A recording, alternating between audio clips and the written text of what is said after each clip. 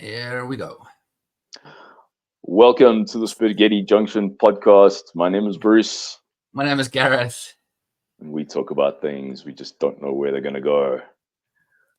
I still haven't worked out how you can look so like cool in frame, and then I have to have my like big mug like plastered across the screen. I don't know. Maybe it's the camera. Oh, but you're using your phone, eh? I don't know. I'm sure there's a way of doing it. I'll have to work it out. It doesn't. I like to they I like just to attribute I like to attribute it to my natural charisma, what the the fact that I look screen? so good.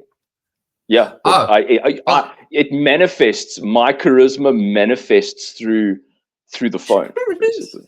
Yeah, I Yeah, didn't say you look nice or good. I just said that your angle. But before we get into our topic, I wanted to talk about a movie, and this is yeah. a disclaimer right up. I'm going to be talking about the whole thing, and also even if you're not going to watch it, it does hold some.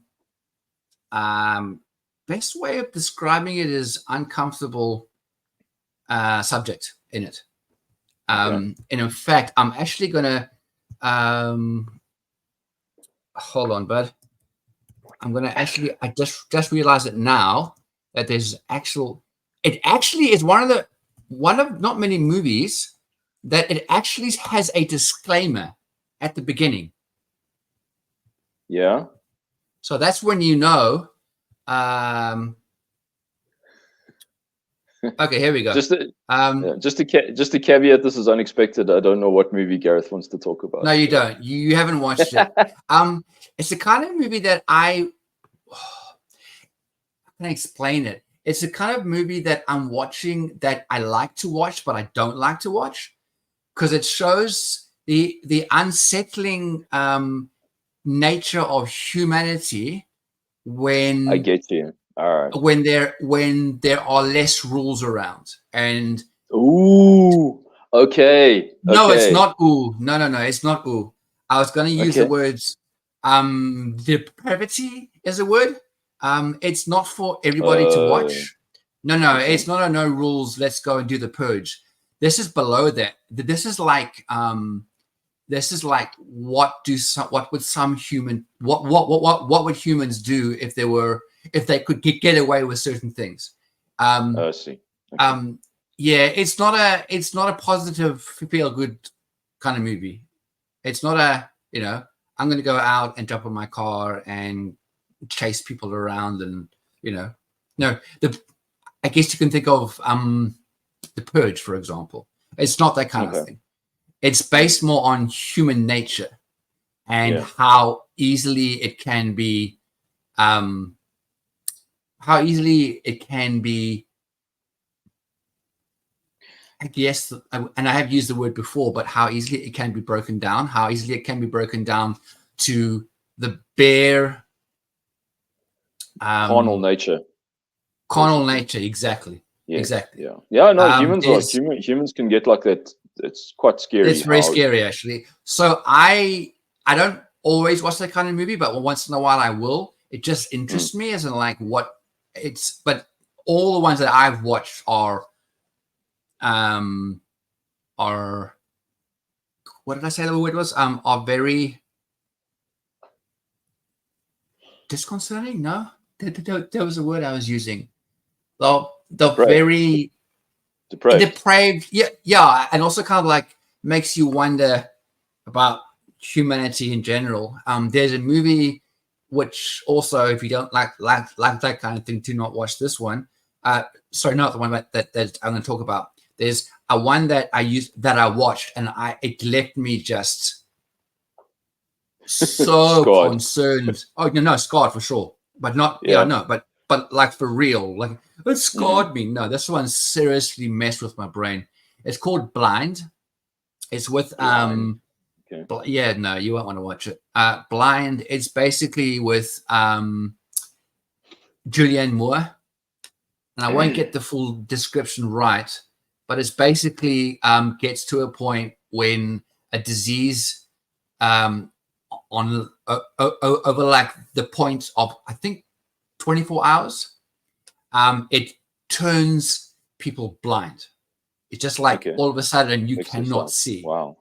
And then there are certain areas that people are now learning where they can go to, and they can, live to a level. Yeah. What you find out in that movie is that some people can actually see, and they're not telling the blind people that they can see. And with that power comes depravity. Very, it's very well done, but very unsettling. Very like I would watch that again, but probably in the space of once a year. Okay. So this movie that I'm going to talk about is called Blink Twice. It's not as certain parts of it are. And Blink Twice, I'm just going to read you the disclaimer that there's not many movies that you watch. There is a disclaimer even before the movie starts. Yeah. Which is kind of concerning when you see that kind of thing. So I'm going to tell you what this disclaimer is. So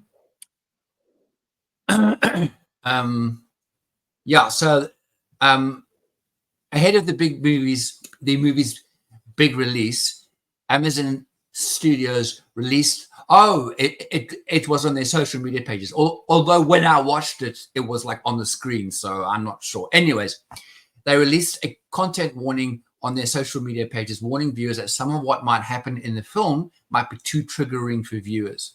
They said, we are proud to finally share Blink Twice with audiences in theaters worldwide. Blink Twice is a psychological thriller about the abuse of power. While this is fictionalized, it contains mature themes, depictions of violence, including sexual violence. And this may be upsetting or triggering for some viewers. And then they say, for resources that will offer support, there's a website for it, which is good. And then it received an R rating for a whole bunch of stuff. So yeah, this is not your date night movie. You know what I mean? This is not it's not a date night movie. Not in the and like I say, it's a kind of movie that it's definitely not for everybody. I didn't know what to expect from it. Okay, all I knew was a premise of it that's like very, very vague. I'll read you the premise of it. It's extremely vague. When tech billionaire Slater King meets cocktail waitress Frida at his fundraising gala, he invites her to join him and his friends for a dream vacation on his private island. Wild nights soon blend into sun-soaked days, but when strange things start to happen, Frida must uncover the truth if she hopes to make it out alive. I wasn't going to watch it because of Channing Tatum, but he's actually pretty good in this role. He's creepy. He plays it really well. So I'm going to just basically, even if I don't think you'll like it. So I'm going to break it down. And so if you, Bruce, don't want to hear what it's about, well, literally you'll have to just yank out your headphone because I'm going to tell you what it's about. That's cool. I'm keen. Yeah, I doubt to watch it. So basically it's all around, her and her friends who go onto this private island, and like everything is just like too good to, it's just like, fun, drink, drugs, just the fat fun. Everything is great. You feel special because you're on this island. And then over the process, over the time in the movie, once in a while, multiple women will have a flashback that they'll wake up and they've got like dirt under their nails, or they've got a bruise somewhere that they didn't know what the heck the bruise was there for. And as it breaks down into the movie, you begin to realize that so what he would do is he would leave really nice perfume and soaps and body lotions or whatever. And what you begin to find out is that the perfume that all the women are wearing, it triggers wherever in the brain that triggers to a point where you do not remember certain things. So all they're remembering is just a fat party. Everything's, just like everything is amazing. But as the movie goes on, I actually won't talk about all of it. But as the movie goes on, that one woman, Frida, finds out from one of the staff members who knows everything's going on. She lets her know of a certain thing that actually kicks a certain it's the venom of a snake that is basically like all over the island, and she didn't even realize like why she was going to take it. Anyways, the point being that venom has an effect that basically flips that initial drug on its head, and all of a sudden you start remembering. So everyone else, so basically, if you didn't do that, you would just think you're having the time of your life. It's amazing, and you don't want to go home, and everything is great. And the moment that starts to happen, it ripples through, and then all of a sudden now she can remember what happened to her, what happened to the other female guests. I won't break down to everything in. Okay, so everything in the perfume it's like almost like a specific memory blocker, and then correct. The venom of the snake counteracts that and sort of. Yes, exactly. Okay, and she and the lady, whatever her name was, she didn't know that venom would do anything, but the staff member who has seen too much made her to have a shot of what she just thought was a drink. She said, what's in there? Venom. Then later on she realizes, and then she over time gets the other woman there to begin to take a shot or two of the venom drink. Then that breaks them down, and then they turn the guys on their heads, and then it just becomes mayhem. But basically stuff happens to the woman that they would never remember unless that venom side. And that is the depravity of what people will do or believe that they can do when there are no repercussions. And what was crazy is she actually finds out that she was actually at the island a year before. That freaked me out. She didn't remember. No. She had been there a year before. Wow. And did not remember a thing. Jeepers. That was like, boom. Yeah. So it's definitely not a recommendation of movies for many people. I just find it interesting / unsettling as to what would people do if you have power, if you have money. Yeah. And again, you can even go down the line of what's happening with what's his name? P Diddy. Yeah. Although obviously, he doesn't have the power to make you forget, but he has the money to make you forget. So it's very similar in that kind of thing. So it's a movie, but it also, I think, has a lot of truth with the power, and what would people do if they had that kind of power. Yeah. Is it a recent movie? Yeah. Has it come out? Yeah, it's been out, I think, for a month or two now. Okay, no, when you started talking about it, I thought I sort of had flashes of something else that almost seemed to be along the same lines, where people go to a specific island and then they discover stuff is happening there. But this was ages ago, so it wasn't. Oh, no, it's no. And you would definitely remember it from what I'm telling you. And then she basically flips it to a point where it ends with her taking over his vast wealth and his businesses and his houses and stuff, because she basically doctors him up with that same Oh wow. Okay. All right. substance which he used in their perfume.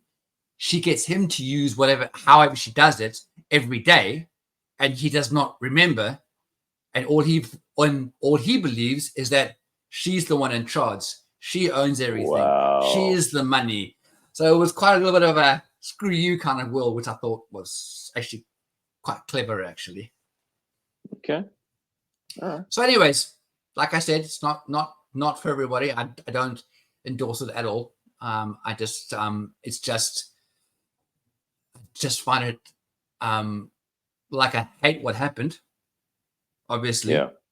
it's a movie, obviously, so it's not like real. But then again, I say to you, rich and famous. But they did when they began to find out.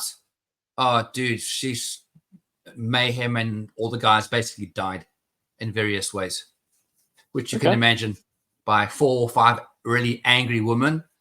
Yeah, they didn't stand much of a chance. Okay. So they got their comeuppance. So that was a good thing. After all they did, they actually died. Some ways very brutally. So yeah, it's a fun movie. Definitely bring your popcorn and your date. And your date or something. No, not really. Anyways, that breaks down the beginning of the. If you ever don't want to watch a movie, then that's one you don't want to watch. But it's very well made, very well. Oh, and it's written and directed by Zoe Kravitz.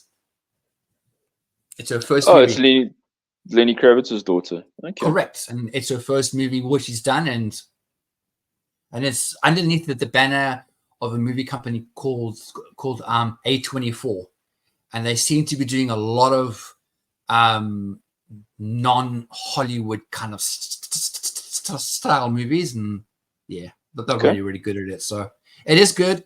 It's unsettling, but they do get their comeuppance at the end, and then she wins the whole movie over. So yeah. Anyways, just wanted to share that because it freaked me out. But it was like, you know what? Actually, this is probably good to actually have a short chat about, because humanity can be. You give them the wrong amount of not humanity. Some you can give them the wrong amount of power, or the wrong amount of money, or the wrong amount of something, and some will just take it to many will take it to the right place. There are some who will just use it as an excuse to do things that they wouldn't normally be able to do.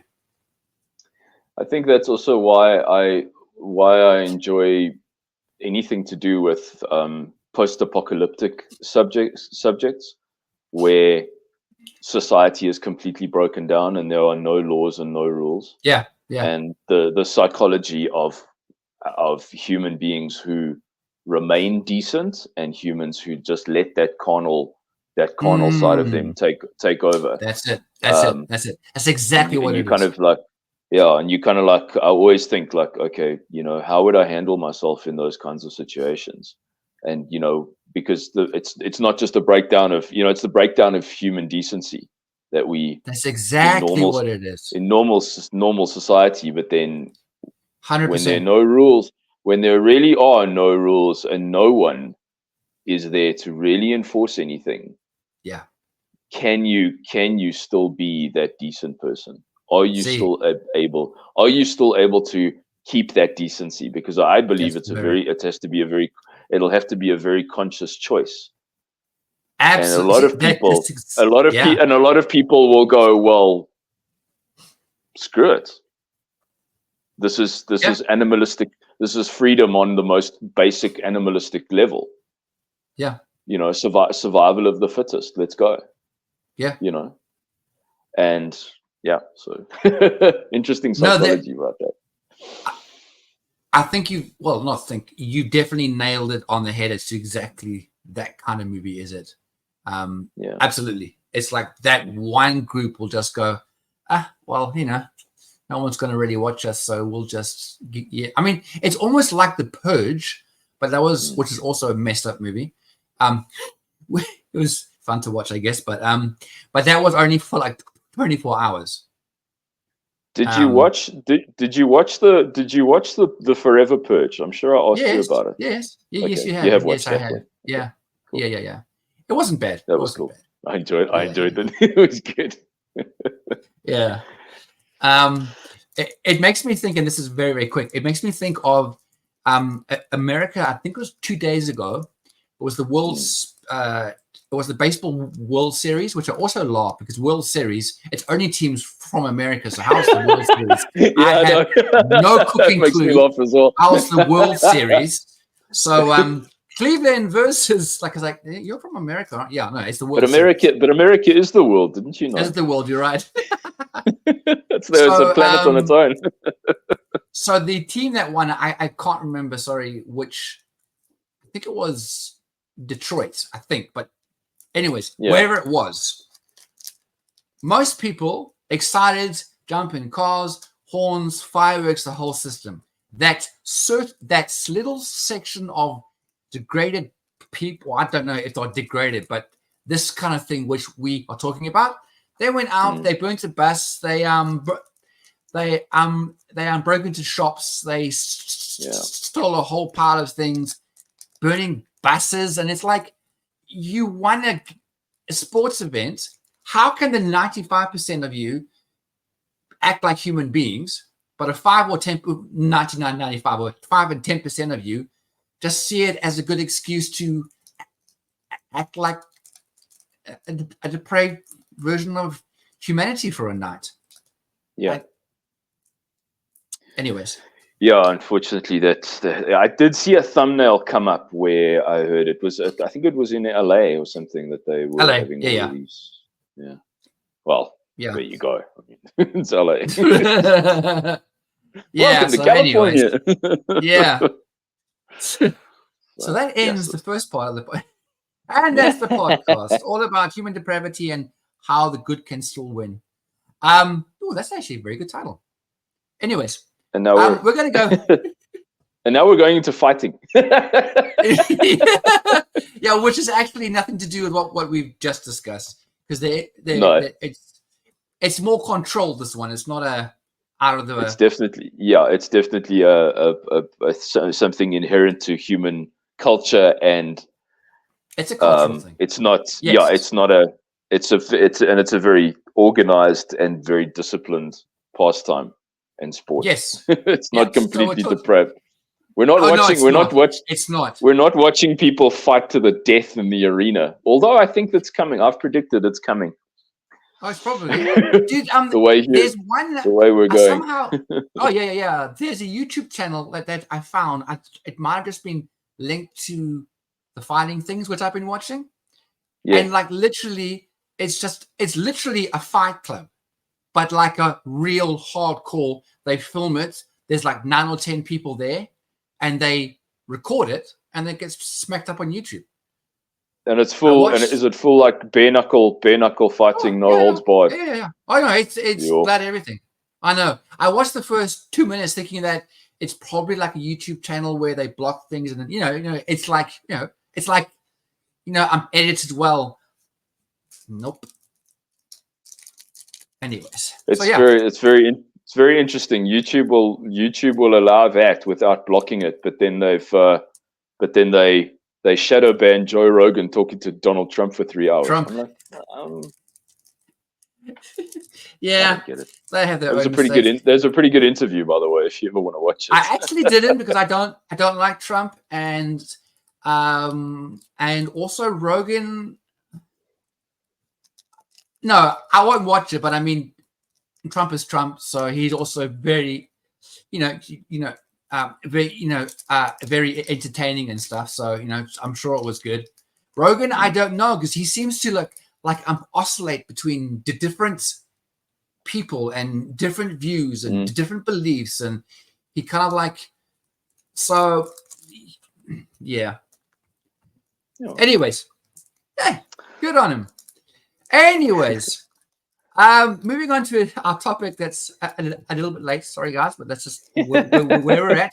Sometimes we have a lot to talk about in the beginning. Laamb, and it's Laamb, and it is a sport, but it's more of a culture than just a sport, and it's from Senegal. And the major one where there's a huge stadium that is actually made for the actual sport is in Dakar. It's Dakar, yeah, which I think is the capital of Senegal. The capital of Senegal. That is correct. And I came upon it. I don't even know how I did. Oh, I watched some things like Vice once in a while and a whole bunch of other channels, and somehow it linked me to this channel. Okay. I think that's how I saw there was found something. Yeah, I saw a Vice thing come up where they were talking, where they were some little guy went, some little Vice reporter went to Senegal. Those guys are weenies. Yeah, so I didn't watch it from that channel, but I think somehow I never know how YouTube like links with you, like certain, and now all of a sudden you're watching someone that's completely different to what you began to watch YouTube for. So, yep, correct. Anyways, I'll put a link to the full video because it's really good, and I'll probably play like a little bit of it. But it's a really good, it's a great documentary. Yeah, that was very well done. The guy who presented it's professional rugby player. Very very well. Only half an hour, so but a nicely put together documentary, which is cool. Yeah, I think it was like 22 minutes roughly. But yeah, so we're gonna just basically chat about our views and what we watch and the history with it, and show like a little bit of it, and then the rest of it you can watch into your own and watch that and not the movie I spoke about. Right, Bruce. Yeah. Laamb, breaking it down, champ. It was a really good interview. What really grabbed me from it is that it's not just the sport. It's not just about the sport. It's not just about the fight, the big fight that may last 90 seconds or 2 minutes. It's everything else around it, which is a rich, rich culture. And it does not surprise me at all that it's from Africa, because I think tradition and culture is something that is really a huge thing throughout Africa. Yeah, I think also, I mean, this is in so many different cultures and tribes, not just in Africa but all over the world. There is that like that sense of competition where men especially men put themselves against each other in physical competition, whether it's fighting, whether it's any. There is a type of wrestling that is very well popular in Mongolia as well. But that's more wrestling and grappling. That's not the. So this one is hardcore because it includes the bare knuckle fighting as well. I mean, no gear, no nothing on their fists, and you get hit by one of those guys, man.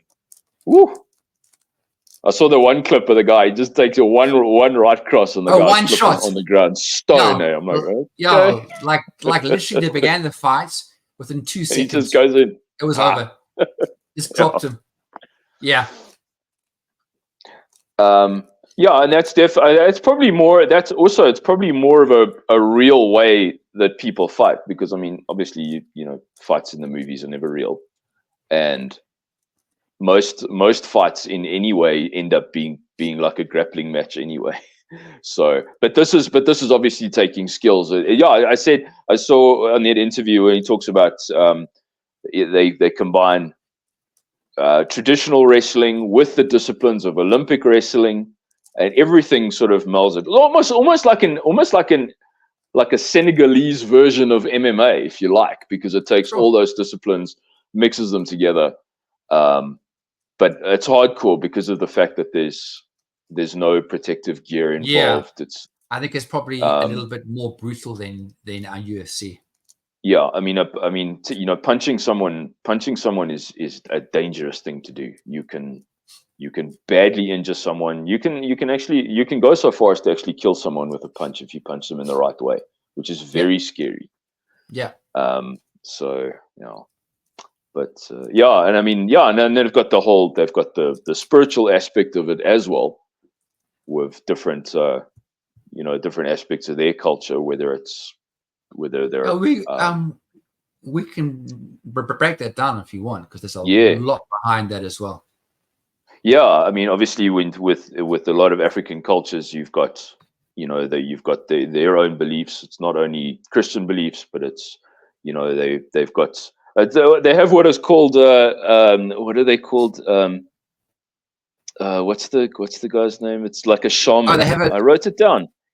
Yes, Yeah, there a is. marabou. It is A a marabou. marabou. That's what. Marabou. That's Yeah, right. he's like a shaman or a spiritual guide, and like every fighter has one. And this guy, they have him around to bless the fighter, pray for the fighter, and actually also to curse opposing fighters, to give his fighter more of an advantage.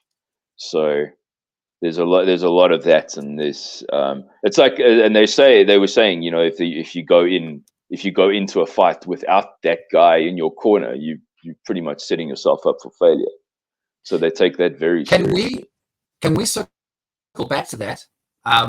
Yeah. Because I think there's, well, I mean, from my side, there's a lot I want to talk about that. But I was thinking of just going back to the beginning as to what it is and the history behind it. And I'm gonna put just the first few minutes of that documentary, Cool. just so people can be aware of it. Stadium is full. The anticipation is mounting. Floodlights are coming on, and the scene is set. Here we go.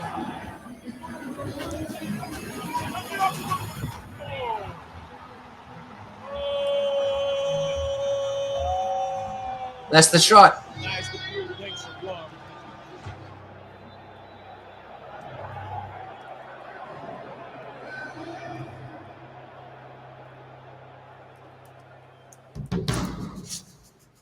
Welcome to Senegal, the heart of West Africa, a land of breathtaking beauty, rich history, and rugged landscapes. Senegal is a tapestry woven with diverse cultures, traditions, and a deep-rooted sense of community. And at its center lies the national phenomenon of Laamb. Laamb, Senegal's traditional sport, is a unique blend of wrestling stars from across the globe. The ancient wrestling practice has existed for generations, pitting fierce competitor against fierce competitor, showcasing the strength and beauty of the nation of Senegal. This is pageantry. This is spirituality. This is physicality. My name is Max Lahib, and this is Laamb. There we go. Just a little bit of a so I just want to switch off my side before it bothers me. So this actually has been going on since the early 1900s. Okay. It's a thing that's and I feel that in every country there must be some form of a sport or some form of way, which is what you were saying about, how men want to compete with men, that like nature. Unfortunately, a lot of it obviously went into wars and so forth. But this is and it's just interesting though how it has been running since the 1900s. And it's basically part of it, which is what I've been reading up on, is that during that early period, it says that the sport was popular in rural communities, and it attracted diverse groups of spectators. Most of the wrestlers were young men of different age groups who participated in this as a recreational sports to mark the end of the harvest season in the agricultural areas, or to celebrate the end of Ramadan.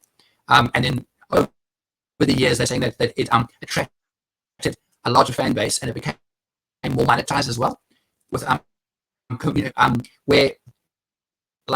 where what we see, for example, on a like advertisers using sports stars and actors and actresses. Senegal had got to a point where the sport became so big, where the whole movement became so big that they actually use certain of the fighters to advertise their stuff. And that shows you how big it is, to a point when a company, even in a poorer country, will go, hey, we could probably make a bit of money out of these guys. Let's, that was really quite a big thing. Yeah, it looks. Yeah, these fighters are pretty much leveled to the. They've elevated to the level of rock stars in the country, and it is apparently the second most popular sport in Senegal after football. Yeah, and we all know how popular football is around the world. Yeah. So it's for a sport to be even a close rival to something like football that is so popular worldwide. I mean, you saw that. Yeah. You saw the stadium. I mean, sold out, standing room only. Huge. Yeah, huge. Yeah. And it was specifically made just for Laamb. Right. Like, it wasn't a stadium made to watch football, to watch any other sport. It was literally built. It's being used specifically only for Laamb, which is in itself is huge. Yeah. Yeah. I mean, the popularity speaks for itself. I mean, it said. I'm struggling to believe this number, but I mean, 25,000 wrestling schools within the country. Yeah, I know. That's how big it is. Yeah. With a minimum of about 70 students per school. That's a lot of people. So yes, that's quite a lot. Nuts. Yeah, and some of the schools, they will either teach you the one form of law, which is what we were talking about, the wrestling and the and the fists. That's like your non-rural, if that makes sense. Where which is like your more mainstream. Where the rural ones, they basically do everything. They just can't throw the punches. So that's more your wrestling, and it's more based around the wrestling sports. Yeah. That's your more rural kind of areas. Right. And then, Right. Yeah. Yeah. Yeah. And then there's the whole. Yeah. No, you go. And then there's the whole thing where the fighters it's not just about the fighting, but then all the, like what the guy says in the documentary, the pageantry around every fighter, and they have to come out and they do dances and try and outdo each other with dance routines as well. Like, and not just the fighter, but his whole crew with him, doing these things. Absolutely. Then, it's a whole show.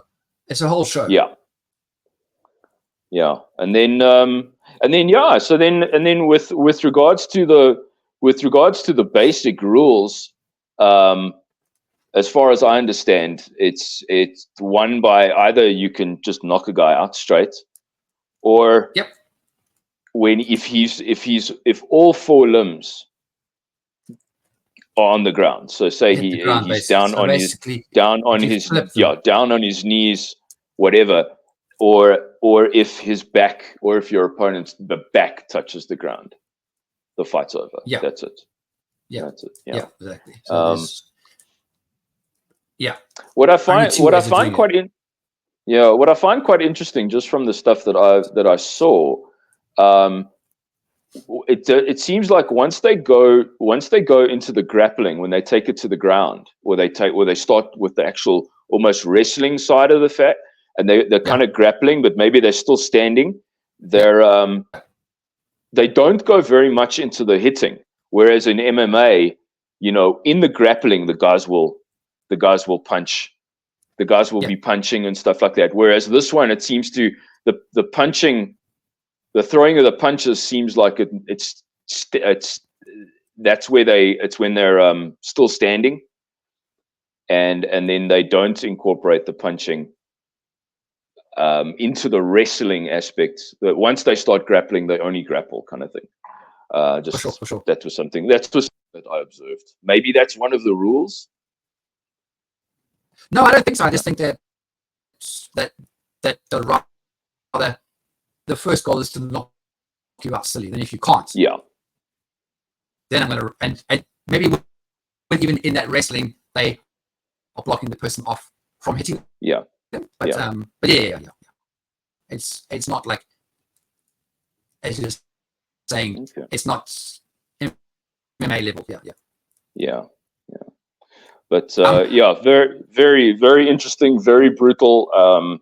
These guys put themselves at risk, and there is a skill involved. But I don't know, man. Yeah, also you can, one punch in the wrong place. Well, what I found interesting as well is that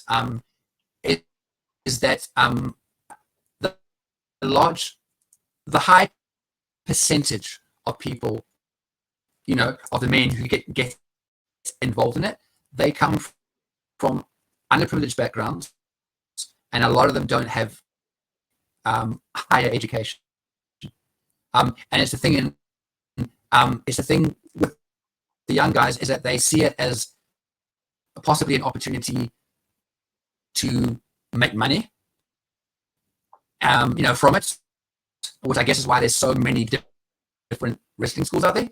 The problem is, and it's the same with movies, and you want to be a singer, and if you're thinking of 25,000 schools, and they said at roughly about 70 per school, and then like on the main fights, there's, I don't know, 10, 20, 30, there's not a lot. So, but I guess in a way, it keeps people focused. It keeps the youngsters probably from doing, illegal stuff, I guess.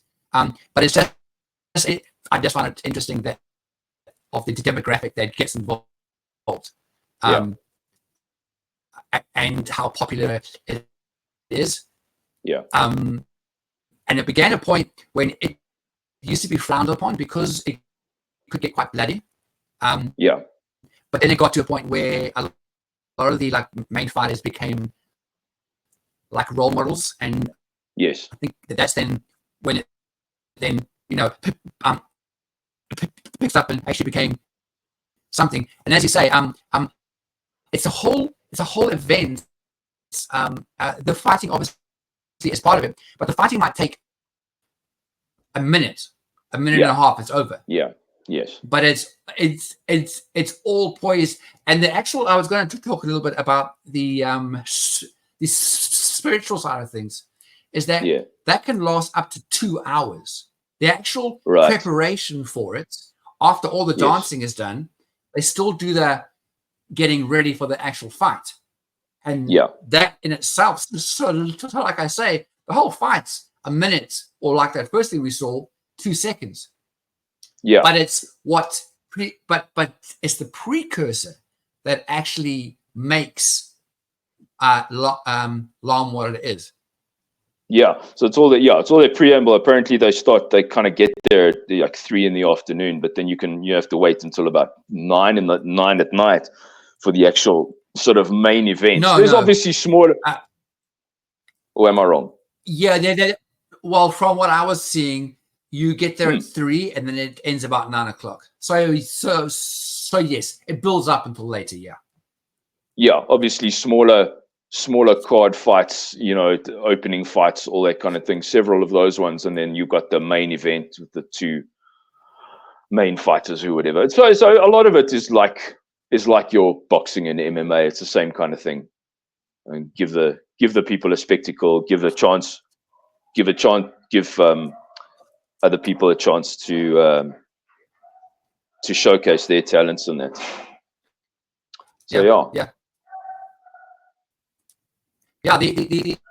the spiritual side of things. Oh, sorry. As we wrap up, the spiritual side of things is that You good? Yeah, just that's freaking maid. I told her to come at 8:30, and she's at the gate already. Oh, she already there? Okay. That's fine. That's fine. That's fine. Tell people, I just tell wanted people to do something, and they just don't listen. Anyway, yes. Okay. Well, let's wrap it up then. Yeah. I just wanted to say on the spiritual side of things is that the fighters will hire like the more money they have, the more that they will hire more of these shamans kind of things to get Yes. involved, because there's a lot of superstition and belief that that the spiritual side plays a big part into the fighting. So it's Yeah. And what's interesting is that Senegal is a high Muslim population. Yeah. But you still have a Christian side too, and you still also have all these shaman sides too. So it's a very spiritual country, if that makes sense. Yeah, lots of different religions and that kind of thing. So yeah. I think I've got a feeling though that within the sport, the spiritual side of things is more towards centers more around your magic potions and the sort of the non-mainstream religious followings, so unless although maybe I'm sure it's accepting of everything, if you're a Christian fighter, you got your local church pastor in your corner, he's going to pray. He's going to pray for you. He's probably not going to anoint. He's probably not going to anoint you with all kinds of weird things, but you're gonna sit there and you're gonna pray together, because and I'm sure there are guys from him being stupid or something. Yeah, and I'm sure there are guys like that, and I'm sure there may be Muslim fighters, and like you said, it's a Muslim country, so and maybe there's guys that mix all of that together, Yeah, stuff, for sure. Yeah. But anyways, that's just cool. a very select. It's a very smallish view of of this whole. I will post a link to that, and then over the next month or two, there's another 2 countries that I wanted that I'll surprise Bruce doesn't know about this, that have also some interesting a fighting aspect of a sport that's specifically cool to chat about. to that country. There's about 3, I think. The one you mentioned was Mongolia, and there's another 2. There's one in Georgia in Europe, and the other one was, I think, in France or Spain. But anyways, I think we can do that once in a while. That'd be quite fun. Fun. Well, thank you all for a little bit of a longer episode, but I think we went to like 3 different topics in the same episode. So, Yeah, we did. Enjoy it for what you can. Find one thing out there good. what you enjoyed, and we say thank you. Cool. Well, this has been the Spaghetti Junction podcast. Please like, comment, subscribe, share, hit that notification bell, and we will catch you guys in the next one. You will indeed. See you guys later. Have a good one. See you guys. Cheers, bye. Cheers. Bye. I said goodbye, didn't I? Let me try hit that button again. Goodbye.